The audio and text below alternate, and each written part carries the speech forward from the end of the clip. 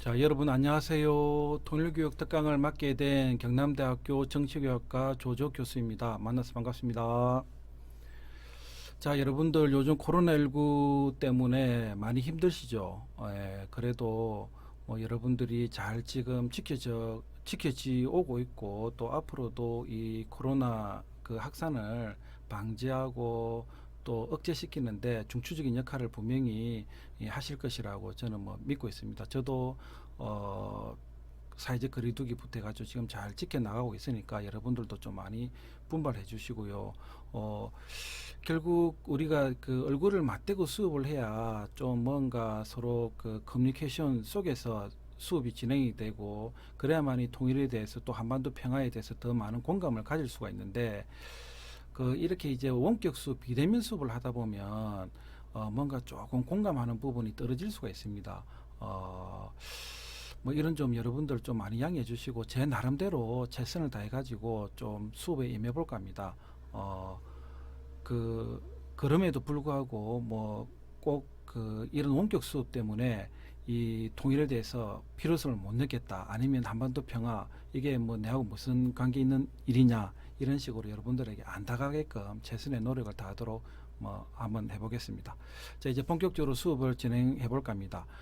제가 이제 그 여러분들에게 하고 싶은 이야기는 왜 통일이 필요하고 또 우리는 이 통일을 준비하기 위해서 뭘 어떻게 해야 되느냐 여기에 대해서 이제 조금 초점을 맞춰서 수업을 한번 진행해 볼까 해요. 여러분들 통일이 필요하다는 것에 대해서는 누구나 다 공감을 하잖아요. 통일이 필요한 이유에 대해서도 여러분들이 많이 알고 있습니다. 첫 번째, 통일이 되면 우리가 전쟁의 위협으로부터 벗어날 수가 있죠. 그죠?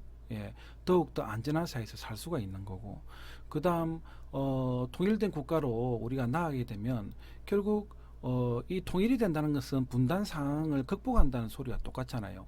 분단 상황에 지금 우리가 놓여 있는데 그러면 우리 젊은 청년들 군에 가서 또 국방의 의무 다 해야 되지 않습니까? 저도 한 26개월 정도 했고 지금 우리 대학생들 청년들 같은 경우 한 18개월 19개월 정도 이렇게 국방의 의무를 다하고 있는데 군에 가보시면 여러분들 실질적으로 뭐 혹독한 훈련도 받아야 되고 때로는 그 진지공사도 해야 되고 눈이 올 때는 눈도 치워야 되고요. 그 다음에 이 홍수가 막 일어나게 되면 이것도 대민지원도 나가야 되고 그러니까 이 젊은 그 시절에 뭔가 좀 더 그 적극적으로 학습에 임하고 더 많은 것을 배우고 익혀야 될 그런 나이에 또 국방의 의무를 하다 보면 개인적으로도 손해고 또 국가적으로도 일정 부분 손해가 이어질 수 있죠. 그죠? 예.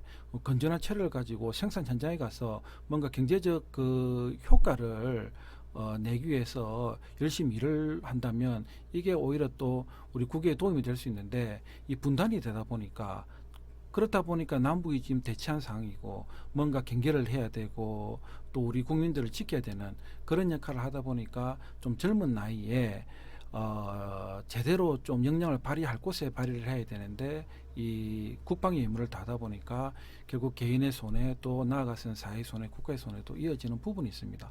특히 이제 분단된 상황이 되다 보니까 국방비가 다른 나라에 비해서는 많이 들 수밖에 없고 국방비가 가중이 되면 SOC를 비롯해 가지고 사회 복지 이런 분야에 그 예산이 절감될 수밖에 없잖아요. 그러면 결국 우리가 복지 혜택도 줄어들게 되는 거고 여러 분야에서 또 일정 부분 이제 손실을 볼 수밖에 없죠. 그러나 통일이 된 국가가 우리가 된다면 이 국방부의 예산을 SOC 부분에 적극적으로 투자를 할 수가 있으니까 더욱더 아름다운 그 세상을 맞이할 수 있고 좋은 세상을 맞이할 수 있는 거죠.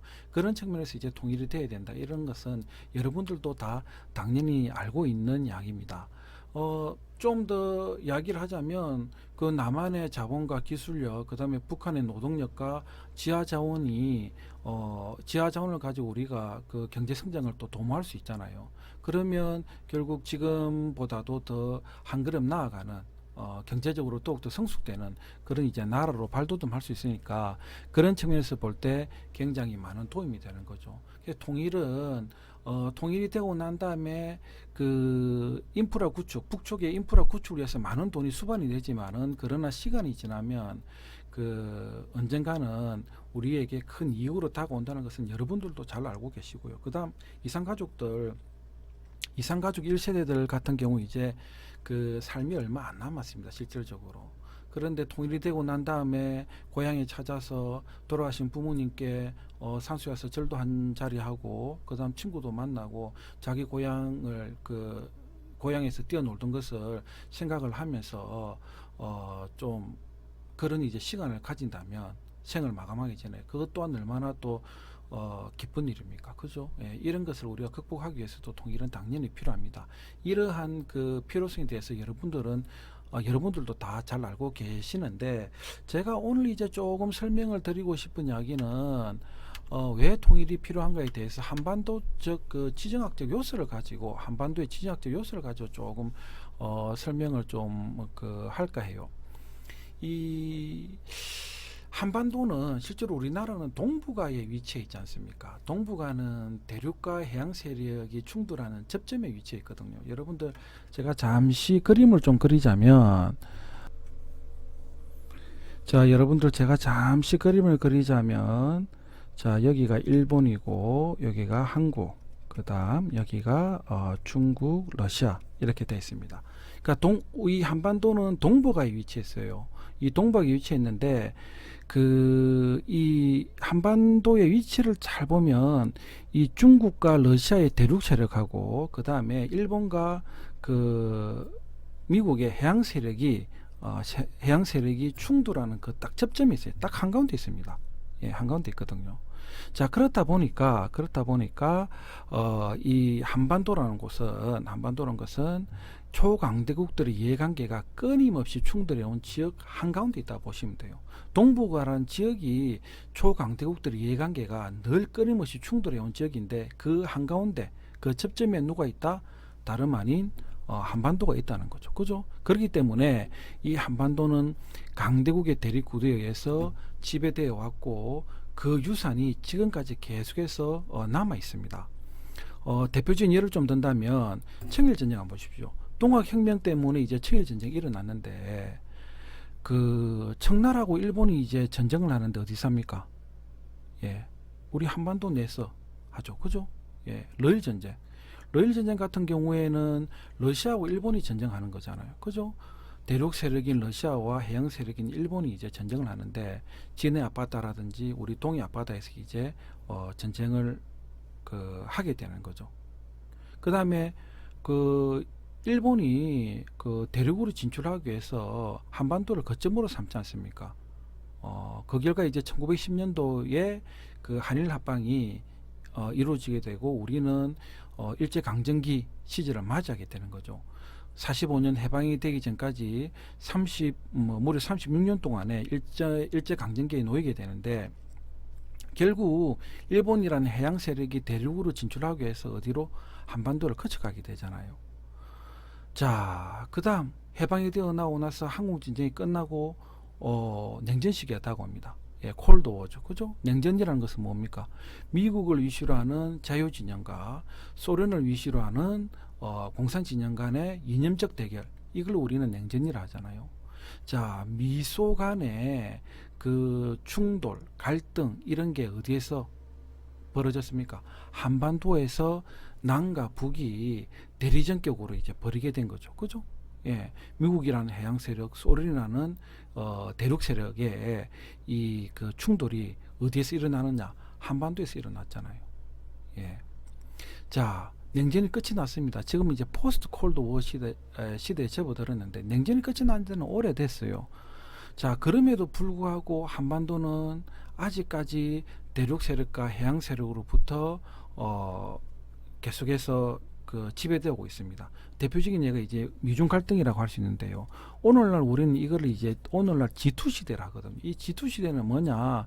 한 축은 미국이고 한 축은 중국이라 보시면 돼요. 미국과 중국의 양대 축, 그 다음에 이 둘 간의 갈등, 경쟁, 이런 시대로 우리는 G2 시대래요. 중국이 이렇게 부상하다 보니까 미국은 중국을 억제할 수밖에 없고 견제할 수밖에 없죠. 그런데 그게 어디서 일어나느냐? 동북아 지역에서 일어나고, 특히 남북이 분단된 이 한반도에서 그런 양상이 벌어지게 되는 거예요. 여러분들 사드 문제 한번 보십시오. 사드 문제. 예.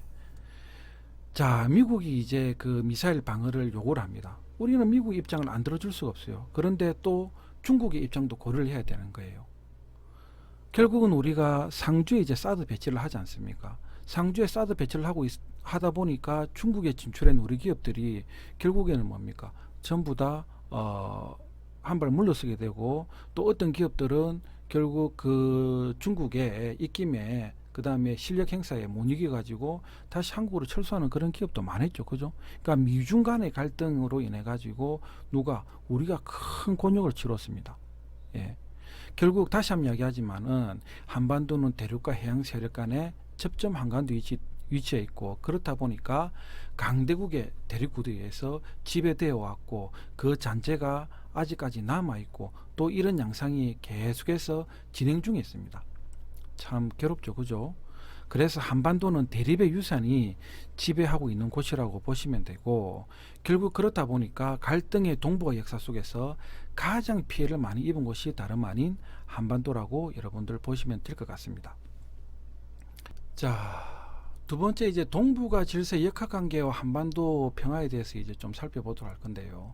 앞서 한 것처럼 중국은 계속해서 동북아 지역에서 세력을 강화했고 확장을 꿈꾸고 있습니다. 그렇다 보니까 기존의 패권을 갖고 있던 미국이 중국을 억제하려고 하고 있죠. 그죠? 중국의 부상, 중국의 실력 행사에 계속해서 제동을 걸려고 하고 있습니다. 결국 이 말은 미국이 계속해서 동북아 지역에서 패권을 유지하고 영향력을 행사하려고 한다는 소리가 똑같죠. 그죠? 그러다 보니까 미국, 중국 간의 충돌이 일어날 수밖에 없는 거죠. 그 다음 일본 같은 경우도 군사 대국화를 꿈꾸고 있습니다. 일본은 어떤 측면에서 보면 경제 강국이잖아요. 경제 강국에 걸맞는 군사 대국이라는 그런 지위를 갖고 싶어 하는데, 일본은 지금 이제 그 제도상으로는 그렇게 할 수 없어요. 왜 그러냐면 일본 헌법 구조가 우리가 다른 말로 하면 이게 평화헌법이라 하거든요. 평화헌법. 예. 평화헌법이랍니다. 이 헌법 구조의 1항이 뭐냐? 일본은 더 이상 전쟁을 하지 않는다. 2항은 전항의 목적을 달성하기 위하여, 즉 일본 헌법구조 제1항의 목적을 달성하기 위하여 육해 공구 및 기타 전력을 보유하지 않는다라가 이 평화헌법입니다. 결국은 일본은 이 평화헌법 때문에 실질적으로 군사력 행사를 못하게 됐습니다. 예. 그런데 자꾸 중국이 부상을 하고 있잖아요. 그죠? 이런 부상하는 중국을 억제하기 위해서 뭐냐? 이 평화헌법을 계속해서 없애려고 하고 있고, 이건 이제 얼마 전에 이제 물러났는데 아베를 비롯해 가지고 일본의 우익 정치가들, 우익 세력들이 늘 꿈꾸는 겁니다. 결국 그래야만이 일본도 중국을 적극적으로 견제할 수 있고, 그 다음 이거를 발판해서 일본도 동북아에서 패권을 행사하려고 하는 그런 이제 그 모습을 갖추게 되거든요. 여기에 일본하고 또 누가 힘을 합치냐? 미국이 지금 힘을 합치고 있습니다. 미일 동맹이 굳건하게 형성이 되어 있죠. 그죠? 이걸 통해 가지고 이제 중국을 계속해서 억제하려고 하고 있거든요. 그렇다 보니까 중국, 미국, 일본이 또 다시 이제 갈등 양상으로 치닫게 되는 그런 모습도 보이고 있고, 러시아 같은 경우 이제 푸틴이 정권을 잡고 난 이후부터 계속해서 위상이 강화되고 있거든요. 러시아 같은 경우도 보면 과거에 구소련 시절에 보면 그 패권의 한 축을 담당하고 있었잖아요. 그죠? 예, 공산 진영의 대표 주자였기 때문에. 그런데 지금은 그 냉전이 끝이 나고 나서 러시아의 그 위상이 과거보다는 좀 많이 그 저하된 게 사실이거든요. 이걸 이제 푸틴이 만회하고자 굉장히 지금 동분서주를 하고 있습니다. 그렇다 보니까 동북아 지역이 어떤 식으로 변해갔느냐? 극심한 세력 경쟁이 존재하는 지역으로 변해갔습니다. 그러니까 한반도 주변을 둘러싸고 중국, 러시아, 미국, 일본이 치열한 세력 다툼을 하고 있습니다. 그런데 그 가운데 누가 있느냐? 이 한반도가 있기 때문에, 그래서 이 한반도가 골이 아픈 거예요. 특히 우리나라가 그러면 절대 강국이냐? 그렇지 않지 않습니까? 우리도 OECD 회원국이고 나름 지금 이제 선진국 대열에 반열에 올랐었지만은, 그러나 우리가 강대국이라고 뭐 평하기는 쉽지가 않잖아요. 예, 그 정도 아직까지 능력은 아니고, 우리는 쉽게 말해서 중견국가입니다. 이 중견국가가 특히 어떤 상황입니까? 분단에 대한 상황에서 이 동북아 지역에서 강대국들의 세력 다툼이 일어났을 때 굉장히 큰 부담으로 다가올 수밖에 없죠. 자, 그런데 여러분들 분단이 아니라 만일 이렇게 완전체로 통일이 되었다면 이 부담은 훨씬 줄어들 수밖에 없고, 그 다음에 중국 또 러시아, 미국이 한국을 본인의 편으로 만들기 위해서 서로 적극적으로 구애를 펼칠 가능성이 높습니다. 그러면 결국 이게 우리에게는 뭘로 다가옵니까? 예, 국익으로 다가올 가능성이 꽤 큰 거죠. 그래서 통일이 필요한 거예요. 앞서 통일이 필요하다는 이유에 대해서는 뭐 경제적 측면, 이산가족들의 아픔을 달래주기 위해서 그다음에 국방비 예산 절감, 이걸 통해 가지고 우리가 또 경제적으로 더 많은 투자를 할 수 있는 부분, 그다음 안전으로부터 자유스러운 거, 이런 걸 이제 한번 논했는데, 이건 이제 여러분들이 다 아는 사실이고, 무엇보다도 제가 좀 이번 시간에 강조를 드리고 싶은 거는 한반도의 지정학적 요소가 큰 우리에게는 통일과 직결되어 있다, 이렇게 이제 보시면 될 것 같습니다. 자, 문재인 정권에서 지금 추구하고 있는 그 구상 중에 하나가 동북아 철도 공동체입니다. 동북아 철도 공동체. 철도를 통해 가지고 동북아의 공동체를 형성했다는 게 문재인 정부가 갖고 있는 구상이고, 이거를 실천하기 위해서 지금 남북 간의 철도 사업을 계속해서 하려고 준비 중에 있습니다. 그러나 지금 남북 관계가 경색 국면에 놓여 있다 보니까 이게 지금 쉽게 진행이 안 되는데요. 여러분들, 제가 뭐라고 적어놨습니까? 반도 국가는 장점을 갖고 있습니다. 예, 왜? 바다도 끼고 있고, 그 다음에 내륙으로도 진출을 할 수가 있거든요. 그죠? 그러니까 내륙이 갖고 있는 장점, 그 다음에 해양이 갖고 있는 장점을 다 누릴 수 있는 게 다름 아닌 이렇게 이제 반도 국가가 갖고 있는 장점입니다. 그러나 엄밀히 따져서 우리나라는 반도 국가라고 볼 수가 없어요. 특히 남한은 이렇게 꺼져 있잖아요. 예, 휴전선이 지금 딱 놓여 있어 가지고 우리가 대륙으로 이렇게 진출할 수 있는 길이 원천적으로 차단되어 있습니다. 그래서 엄밀히 따지자면 지금 우리는 어느 상에 놓여 있느냐, 섬나라라고 해도 과언이 아니에요. 일본하고 똑같습니다. 예, 일본하고. 예. 뭐가 다를 게 있습니까? 진출하지를 못하는데, 그죠? 그런 측면에서 이런 걸 이제 극복하고자 문재인 정부에서, 이전 정부도 마찬가지입니다. 남북 간의 철도를 연결해 가지고 이거를 바탕으로 해서 만주를 경유하고 또 몽골을 경유하고 중국을 경유해 가지고 러시아를 통과해서 유럽까지 진출하는 그러한 구상을 하고 있습니다. 그렇게 된다면 우리는 결국 뭡니까? 섬나라에서 벗어나고 뭘로 진출할 수 있느냐? 명실상부하게 반도 국가가 되게 되는 거고, 이걸 통해서 어마어마한 국익을 창출할 수 있는 거죠. 어떤 측면에서? 자, 첫 번째 이제 물류국가로 거듭날 수가 있어요. 예. 여러분들 비행기를 통해서 유럽에 물건을, 그 다음에 사람을 실어다 나르면 빨리는 갈 수 있는데 뭐가 듭니까? 예, 비용이 많이 들죠, 그죠? 예, 비용이 많이 듭니다. 예, 비용이 많이 듭니다. 배로 가면 비용은 이거보다도 더욱더 감소하는데 뭐가? 시간이 많이 걸리잖아요. 뭐 한 달 정도 걸린다, 유럽까지 가는데. 그러나 기차를 통해서 가면 시간도 반으로 줄어들고, 그 다음에 물류 비용도 또 비행기보다도 반으로 줄어든다고 해요. 그렇게 되다 보면 우리는 이제 명실상부하게 물류 국가로 거듭날 수가 있고, 그 다음에 이 철도라는 인프라가 잘 구축이 되어 있으면 유럽 사람들도 어떻게 한국에 올 때 기차를 타고 오게 되는 거죠, 그죠? 예. 그 다음 한국 사람들도 자 시베리아를 거쳐서 몽골을 거쳐서 중국을 거쳐서 여행을 하면서 유럽으로 갈 수가 있는 거예요. 그런 측면에서 볼 때 우리는 어마어마한 장점을 주게 됩니다. 그러면 실질적으로 누가 제일 큰 손해를 보느냐? 일본이 손해를 볼 수밖에 없습니다. 예, 완전 차단될 수밖에 없잖아요. 그죠? 그런 측면에서라도 우리는 통일이 필요하다. 통일을 이루기 위해서는 남북 간의 대화 자주 해야 되고요. 그 다음 대화를 자주 하다 보니까 또 자주 만나야죠. 좀 만나야만이 서로 간에 어떠한 이해관계를 갖고 있는지 알 수가 있는 거니까, 그 속에서 교류 협력 이어나간다면 남북 간의 철도 연결 사업은 충분히 가능하고 이게 바탕이 되어서 우리는 어떻게 통일로 나아갈 수가 있고 그렇게 되다 보면 강대국의 그 지배하에서 자유로워질 수가 있고 오히려 우리가 역이용할 수 있는 그런 국가로 발돋움할 수가 있습니다. 그런 측면에서 오늘 왜 통일이 필요한가, 즉 한반도의 지정학적 요소를 가지고 통일이 필요한 이유에 대해서 한번 살펴봤고요.